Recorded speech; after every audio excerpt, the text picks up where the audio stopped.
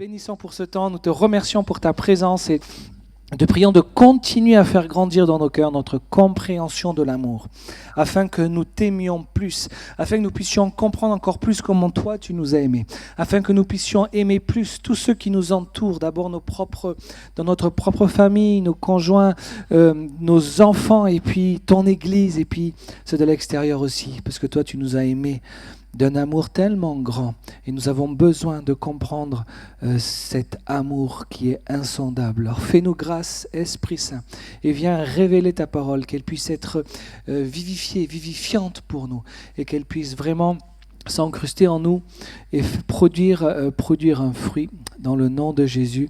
Amen.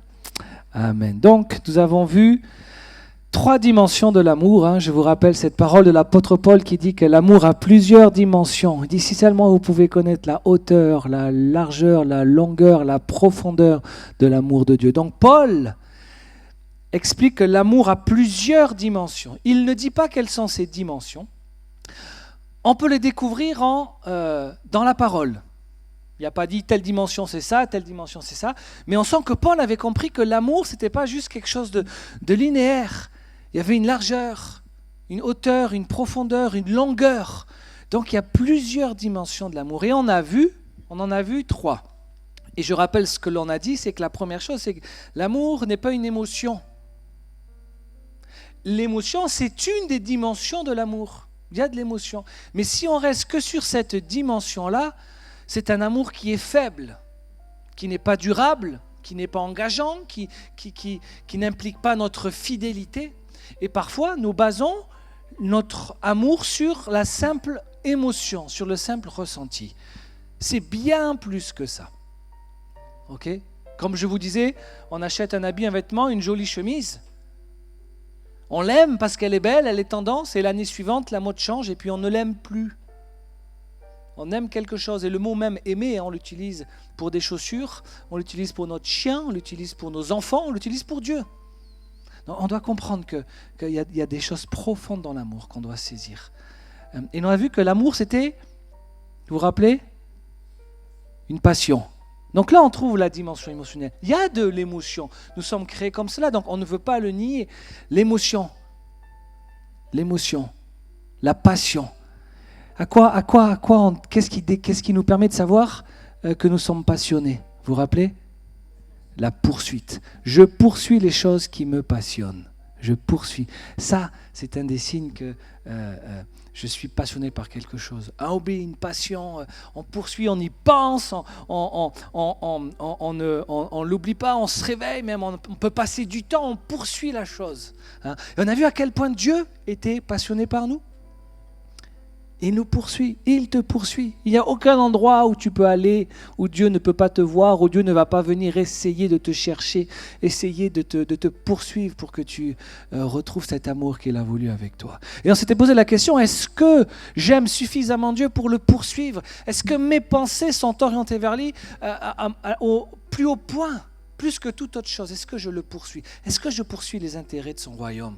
Et tout ça nous permet d'évaluer notre amour et d'être en honnêteté avec Dieu. Parce que le but, c'est pas de dire « Ah, regarde comment tu n'aimes pas Dieu ». Le but, c'est de grandir dans cet amour et de voir quelle est la prochaine étape qui puisse te permettre de progresser et de l'aimer plus.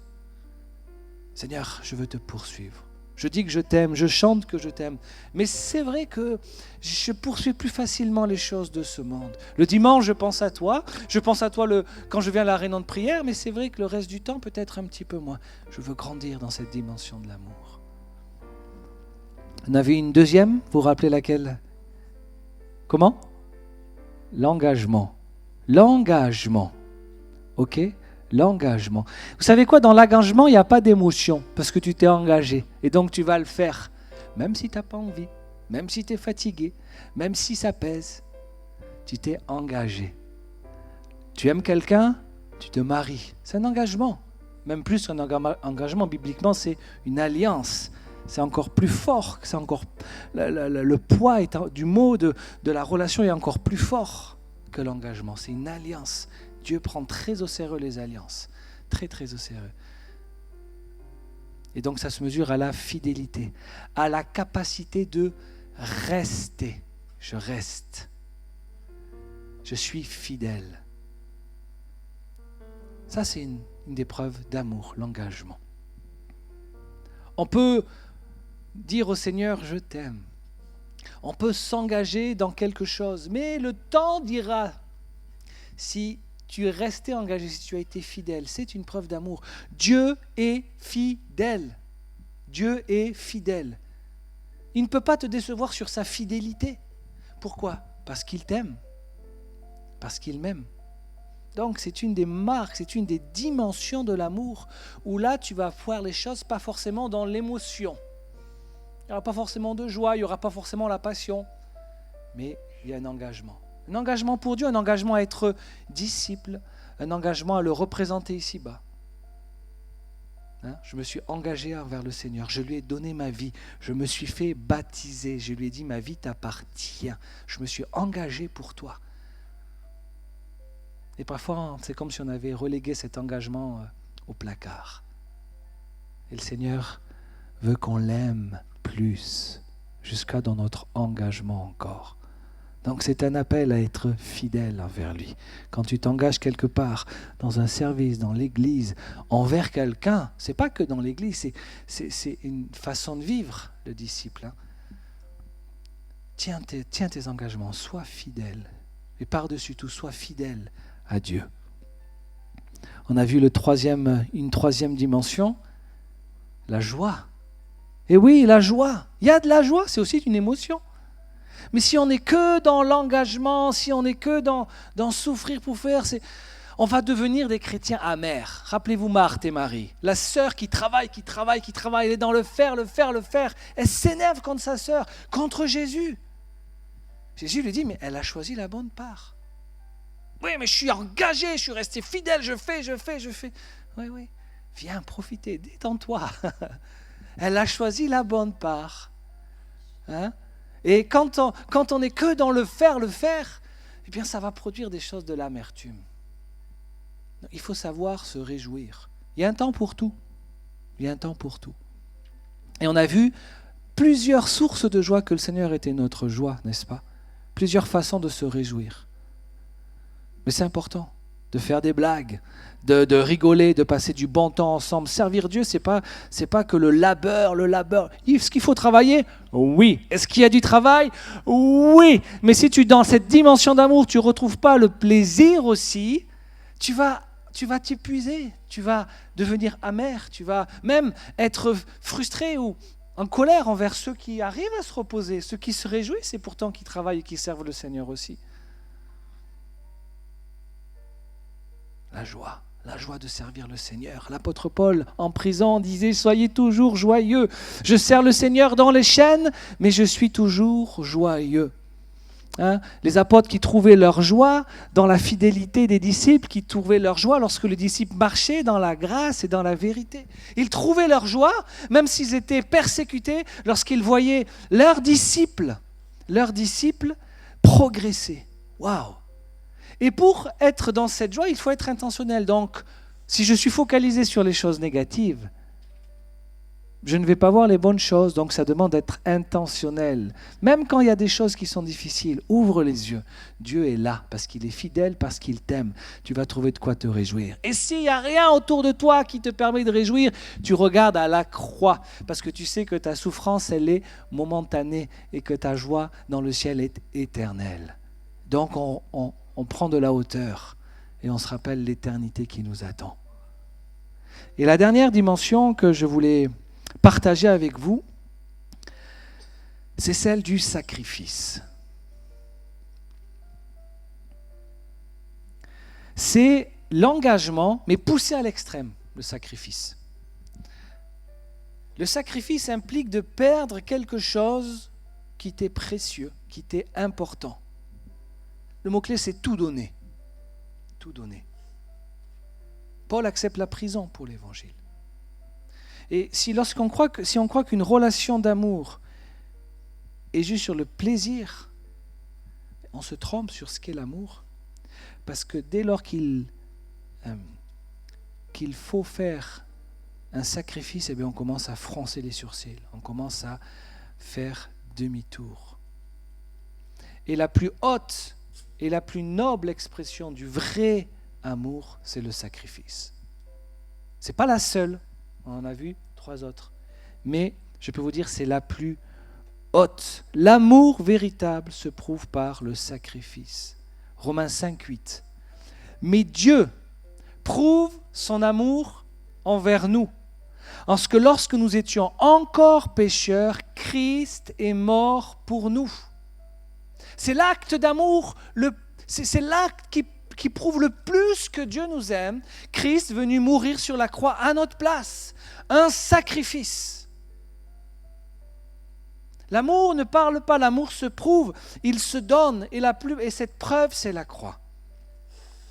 1 Jean 3, 16, nous avons connu l'amour en ce qu'il a donné sa vie pour nous. Nous aussi, nous devons donner notre vie pour les frères. Les apôtres ont vu l'exemple de Jésus. Il les a aimés jusqu'à la mort. Les gens qui avaient bien compris, comme ses disciples, qu'il fallait qu'ils suivent leur maître, dit, nous devons nous aussi donner la vie, notre vie pour nos frères. C'est un modèle à reproduire. Mais laissez-moi définir pour que ce soit clair pour nous la différence entre l'engagement et le sacrifice. L'engagement, donc, c'est la volonté de rester. On donne notre temps, notre énergie à quelque chose, à quelqu'un. Ça peut être un projet professionnel, ça peut être ton entreprise, ça peut être ta marche avec Dieu aussi, enfin surtout. Mais elle est basée sur la foi, la conviction. Rappelez-vous, l'engagement restreint nos libertés. Elle va produire chez toi une maturité, une constance par cette fidélité, par cet engagement. Donc on est engagé même s'il n'y a pas l'excitation initiale ou l'émotion. On continue à servir malgré la fatigue, parce qu'on croit à la vision, on croit à ce que l'on fait. Le sacrifice, ça va au-delà de l'engagement. C'est accepter de perdre. C'est souffrir ou renoncer à quelque chose qui est précieux pour rester fidèle à son choix. Donc ça suppose déjà un engagement, mais auquel se rajoute un coût réel. Ça peut être une perte de confort, ça peut être une perte de sécurité, d'opportunité, et à l'extrême, ça peut être même la vie. Et c'est ça qui va tester la solidité de ton engagement. Jusqu'où tu es prêt à aller pour moi?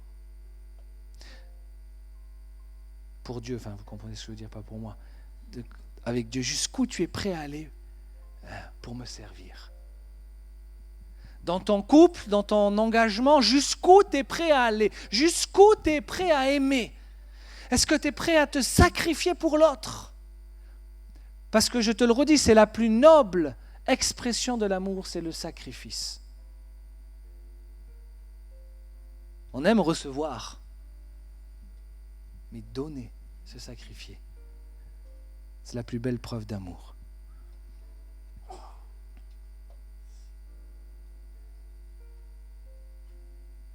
Restez fidèle, même si ça implique un prix élevé. L'engagement, c'est je reste et je me donne, même quand ce n'est pas toujours agréable. Le sacrifice, c'est je reste et je me donne, même si ça me coûte quelque chose de précieux.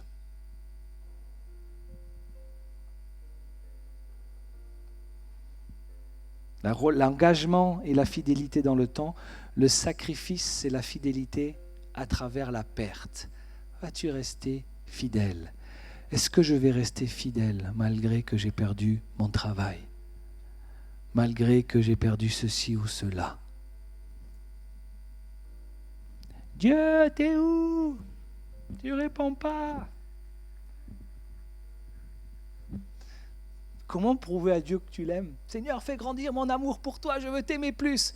Ok, on va voir. Est-ce que tu es prêt à perdre? Est-ce que tu es prêt à sacrifier des relations, des amitiés? Quand j'ai commencé à m'engager pour Christ, j'avais 16 ans. J'ai grandi dans une famille chrétienne, mais au bout d'un moment, le Seigneur m'a dit, bon, on fait quoi, Nathanaël? C'est bien, tu crois en moi? Ok, est-ce que je suis ton Seigneur? J'avais 16 ans. Et à partir de là, c'était juste avant que j'arrive au lycée. Merci Seigneur, c'était le moment où mes amis ont commencé à boire, à fumer. Connaissant mon caractère, j'aurais été là-dedans et même plus que mes amis.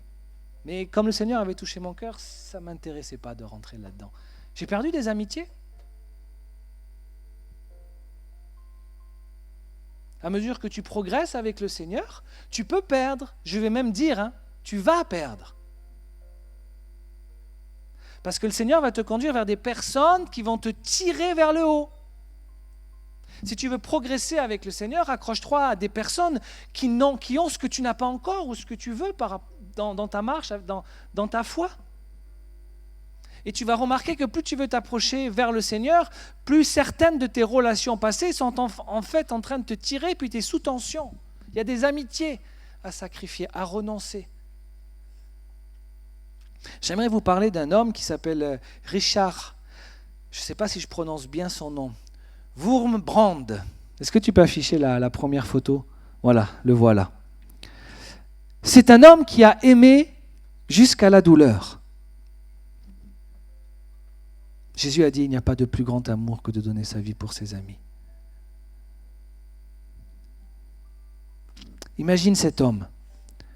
Tu es en Roumanie, 1948, le rideau de fer est tombé, le régime communiste a pris le pouvoir et tous les chrétiens deviennent des suspects. Un homme se lève, il s'appelle Richard Wurmbrand, c'est un pasteur protestant, il s'est converti au Christ après avoir été athée. Et un jour, il est invité à une grande réunion religieuse et l'État, durant cette réunion, exige que tous les pasteurs présents affirment que le communisme est compatible avec la foi chrétienne. Et là, il y a plein d'hommes, de femmes de Dieu qui se taisent. Tu peux monter la photo suivante, on le voit avec sa femme. Et Richard, il est assis à côté de sa femme et il lui murmure, « Si je me lève et que je parle, tu risques de ne plus jamais me revoir. » Et sa femme, elle lui répond simplement, « Je ne veux pas avoir un lâche pour mari. » Richard se lève, il parle et il déclare que l'évangile de Christ ne peut jamais s'agenouiller devant une idéologie politique. Ça ne dure pas longtemps avant qu'il soit arrêté. Et là va commencer 14 ans d'enfer pour lui. 14 ans de prison. 14 ans de sacrifice pour s'être levé et avoir défendu sa foi. Avoir dit non à quelque chose qu'on voulait imposer. Avoir dit non à quelque chose, à ceux qui voulaient déformer la foi. La pureté de la foi. 14 ans de prison, dont 3 ans, écoutez bien, 3 ans, presque 1000 jours, en isolement complet, dans le noir, sans lumière, sans son, pas de son, sans voir un seul visage humain. On lui interdit de prier, et lorsqu'il prie, il est battu. Et pourtant, il prie. Chaque nuit, il compose dans sa tête un sermon qu'il mémorise. Il prêche dans sa cellule, dans le noir, à haute voix, dans le noir, comme s'il y avait du monde, il n'y a personne pour l'entendre, sauf le ciel. On le fouette jusqu'à l'os, on lui casse les pieds avec des marteaux, on le laisse dans une cellule glaciale, on lui injecte des drogues hallucinogènes, mais quand ses bourreaux rentrent, il les appelle « mes amis ». Un jour, un garde lui crache dessus, il répond « Dieu vous bénisse ».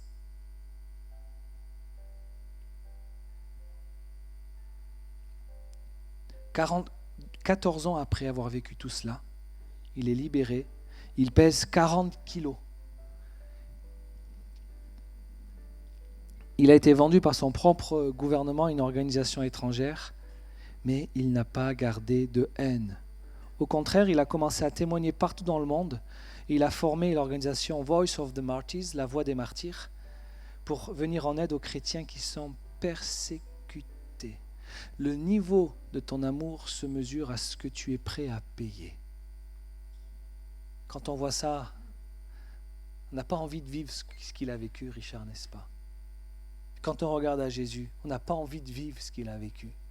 Mais tu dois savoir, on doit savoir que la plus noble et la plus belle expression de l'amour, c'est notre capacité, c'est ce que je suis capable de sacrifier pour quelqu'un, pour Jésus. Et parfois, on tient trop à notre vie pour nous engager avec Christ, pour sacrifier des choses pour lui. Il ne s'agit pas de jouer à celui qui va sacrifier le plus de choses. Il s'agit simplement d'être conduit par Dieu. Au moment où tu sens qu'il te dit que tu dois donner plus, que tu dois abandonner ceci, que tu dois rompre cela, là, ton amour est testé. Que fais-tu? Qu'est-ce que je fais? Il aurait pu fuir, il aurait pu se taire, il aurait pu renier sa foi pour survivre, mais il a choisi le sacrifice par amour pour Christ. Il ne pouvait pas se taire.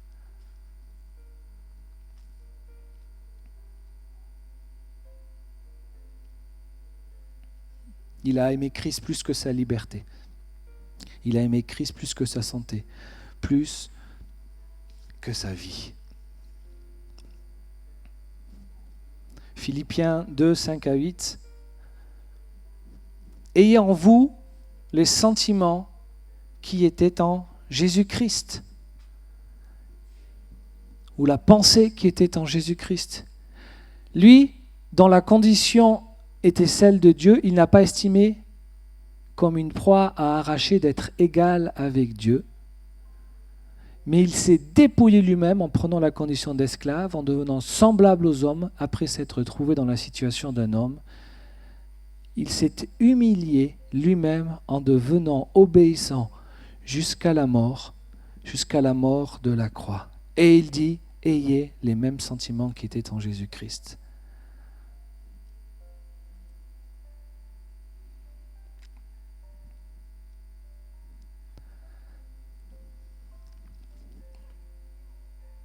Maintenant, je veux qu'on garde bien à l'esprit quelque chose. Il y a des lois terrestres, physiques, et il y a des lois spirituelles. Et une loi spirituelle, c'est lorsque tu donnes quelque chose, lorsque tu sacrifies quelque chose à Dieu, tu n'es jamais perdant. Souvenez-vous, Jésus qui dit, si le grain de blé ne meurt, il reste seul, mais s'il meurt, il porte beaucoup de fruits. Lorsque nous sommes face à un sacrifice que l'on doit faire, qui va nous coûter quelque chose de précieux, spirituellement, tu permets à Dieu d'agir dans ta vie en déversant une grâce, en déversant une révélation nouvelle, parce que tu as fait un pas de plus vers son amour. Tu vas découvrir comment il console, tu vas découvrir comment il prend soin de toi. Combien de pas de fois on a eu affaire avec Elisa dans le cadre du ministère, pour se rapprocher de l'église, dans le cadre du service. À chaque fois, tu as l'impression que tu vas perdre quelque chose, que tu vas te retrouver dans le vide. T'enlèves une béquille. Et tu te dis, mais comment je vais faire maintenant? Et là, le Seigneur arrive et tu le découvres dans sa provision divine, dans sa fidélité. Romains 8 nous dit ceci, verset 35. « Qui nous séparera de l'amour de Christ? Serait-ce la tribulation, l'angoisse, la persécution, la faim, le dénouement, le péril ou l'épée ?» Regardez tout ce qu'il dit. Qu'est-ce qui va nous séparer de l'amour de Christ? Si je suis dans la tribulation, si je suis dans l'angoisse, si je suis dans la persécution, dans la faim, dans le dénouement, dans le péril ou l'épée. Tu peux mettre la suite. Selon qu'il est écrit, à cause de toi, l'on nous met à mort tout le jour. On nous considère comme des brebis qu'on égorge. Mais dans toutes ces choses, nous sommes plus que vainqueurs par celui qui nous a aimés. Dans tout cela, on est plus que vainqueurs. Non, je redis, dans tout cela, on est plus que vainqueurs. Ok, je ne suis pas en train de te dire, ok, là, demain, tu vas devoir mourir pour ta foi. Je ne veux pas non plus que tu sois dans l'abattement. Je suis en train de dire que l'amour, au bout d'un moment, tu auras un prix à payer si tu veux montrer à Dieu que tu l'aimes. Tu ne viens pas t'asseoir et faire le bisounours et te servir. Il y a des choses qui coûtent dans la foi. C'est un fait. On ne va pas se mentir. Sinon, tu vas être déçu. Sinon, tu vas renier ta foi parce que tu vas dire, ah, c'était ça. Non. Jésus nous a montré son amour en mourant sur la croix. Les apôtres ont montré leur amour pour Dieu, pour la mission, pour l'œuvre, pour le royaume, en étant persécutés. Mes amis, ça fait partie de l'amour. On le voit lorsque l'on éduque nos enfants. Il y a une part de sacrifice. Tu sacrifies ton temps, il y a des choses que tu ne peux plus faire. Ton argent que tu investis différemment, il y a un sacrifice à faire. Vous avez compris.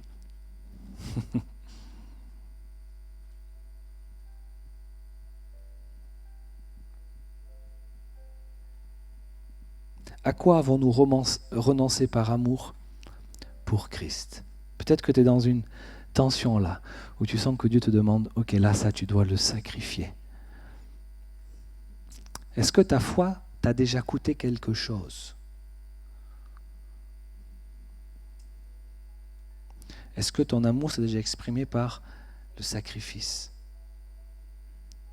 Je le redis, il ne s'agit pas de se mettre tout seul dans une position pour se faire mal. Il s'agit de que lorsque tu es face à une situation, tu vas le sentir, tu vas avoir des résistances. Il s'agit d'écouter l'esprit.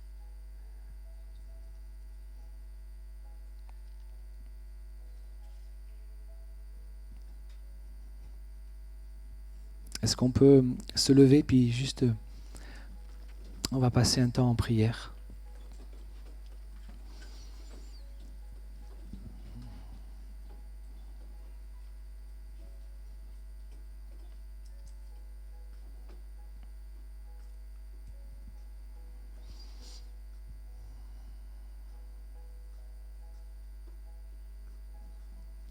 J'aimerais que ces 4 dimensions que j'ai évoquées, la passion, l'engagement, le plaisir, le sacrifice, on puisse le voir comme un curseur de notre amour pour Jésus, mais de notre amour aussi pour ceux qui nous entourent. Dans ta famille, dans l'église, à l'extérieur. Tu sais maintenant que l'amour, c'est beaucoup plus large, beaucoup plus long, beaucoup plus profond, beaucoup plus haut qu'une simple émotion ou un sentiment de plaisir qui est momentané.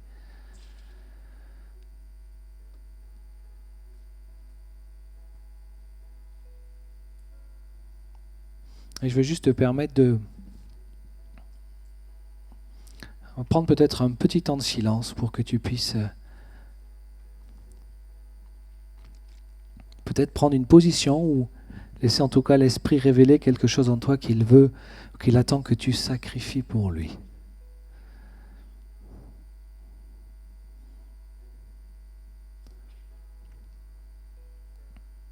Et laisse-moi juste encourager sur une chose. Le sacrifice de Jésus a produit la plus belle bénédiction de l'histoire du cosmos.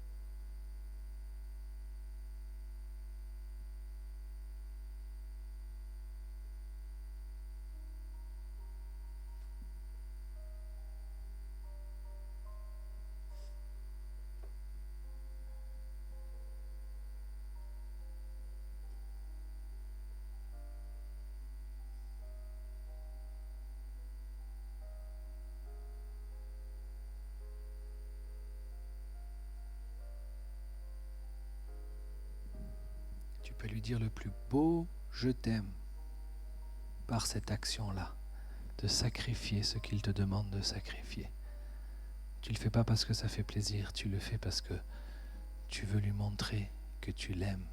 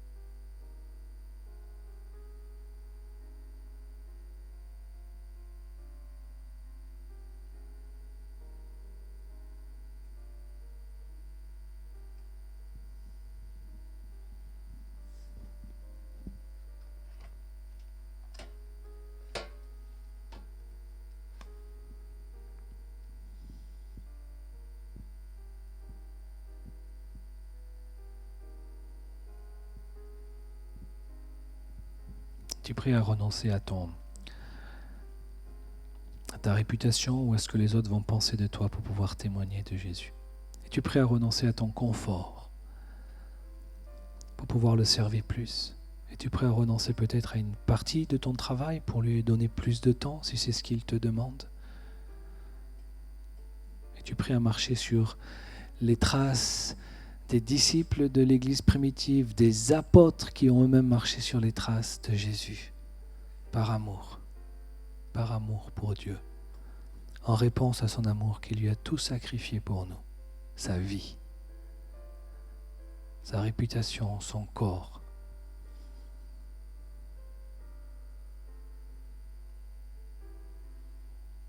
Et je peux te promettre quelque chose, tu vas découvrir des profondeurs de Dieu que tu ne connaissais pas, qui ne sont accessibles que par ceux qui acceptent le prix du sacrifice.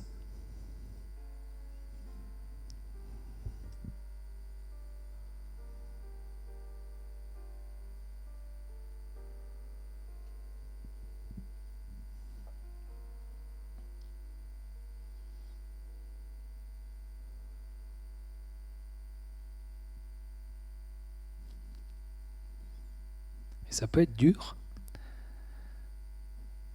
mais tu peux aussi décider de le faire avec le sourire. L'idée, c'est pas d'être dans l'abattement. Ça peut faire mal, ça peut coûter, mais tu le fais parce que tu l'aimes. Ok? Allez, vas-y! T'es pas le premier tout disciple qui avance avec le Seigneur. Au bout d'un moment, le Seigneur dit, ok, là maintenant, ça va te coûter ceci, ça va te coûter cela. C'est tout le monde pareil. C'est tout le monde pareil. Si ça fait mal, viens, on va pleurer avec toi. C'est ok. On a payé le prix, on continuera à payer le prix, ce que le Seigneur nous demande. Quand ça va bien, merci Seigneur. On ne cherche pas à se sacrifier. On n'est pas fou. Mais quand le moment vient, fais-le. Fais-le. Fais-le. Ça peut même débloquer des situations dans ta vie. Je te le dis. Alléluia. Alléluia. Ça va? Vous n'allez pas sortir abattu? Non. Vous allez sortir en voulant aimer le Seigneur un peu plus. Peut-être que là, le Seigneur ne te demande pas de sacrifier, mais garde ça en tête. Mais je sais qu'il y en a, si on prêche ce message, qui ont besoin d'entendre ça. Puis c'est bien de se le rappeler. C'est bien de se le rappeler. Ok?